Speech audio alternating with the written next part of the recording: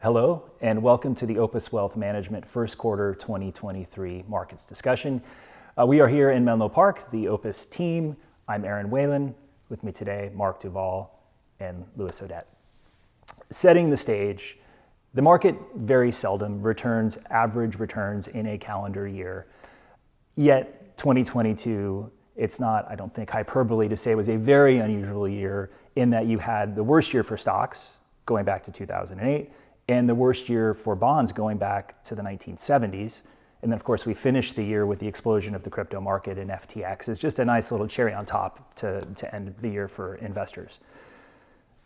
Starting with you, Louis, could you give a little backdrop, how the year played out, what we saw, to lay the framework for looking forward?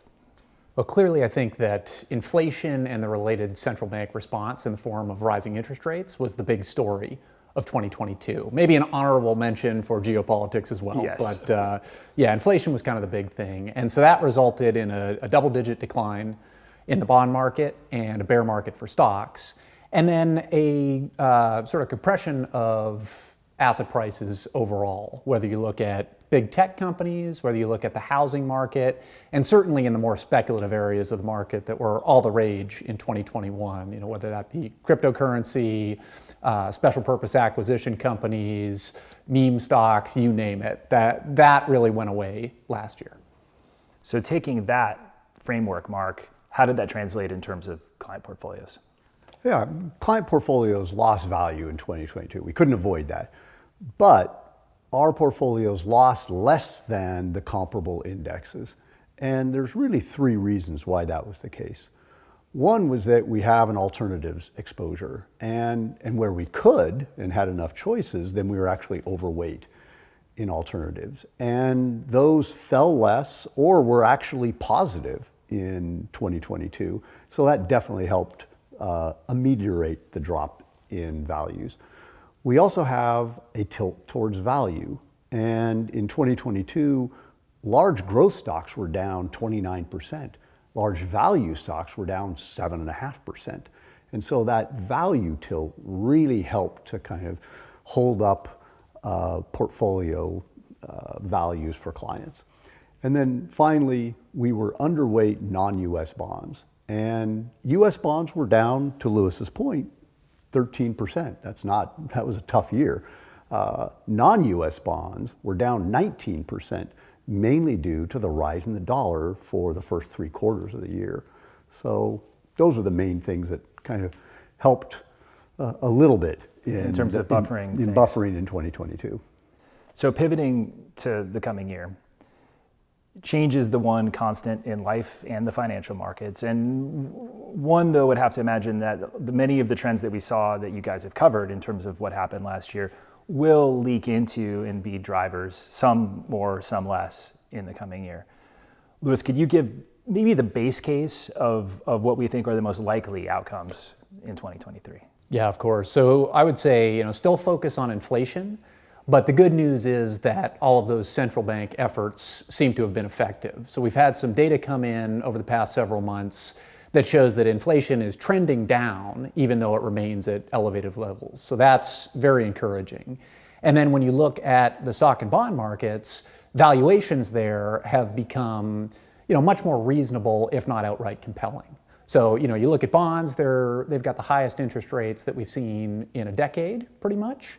And particularly short-term bonds that are less sensitive to interest rate fluctuations, they're paying pretty compelling rates of interest right now. And similarly, stock market, I would argue, is fairly valued. When you look at 25-year average valuations, we're pretty much right on that. So versus last year when we were coming in with some concerns about valuation in those traditional asset classes, this year I would argue we've got a much more attractive entry point. So Mark, apologizing in advance, I always put him in the position of Dr. Doom and Gloom. Two-part question. What could go wrong, or what are the things that collectively keep you up at night? And then secondarily, based upon the base case and the answer to that question, how are we positioned, or what changes might we implement coming into the new year? Excellent questions. So the biggest threat that's there is really that of recession. And, we kind of think we're probably going to have something, but to what degree, that's very much still up in the air.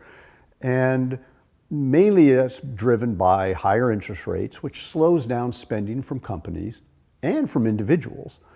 And both of those combined then turn around and tend to hit profits a little bit. And that's the one challenge for where the current valuations are right now is, oh, how much could the price is pretty good, but could earnings actually go down? And then in terms of layoffs, you're certainly seeing a fair amount of layoffs here locally. I think there's a number of tech CEOs that have kind of acknowledged that they overhired during the 2020 and 21 years. And so now they're suddenly saying, uh-oh, we need to have some, decrease our headcount. And obviously that would also decrease spending in the economy and is potentially recessionary.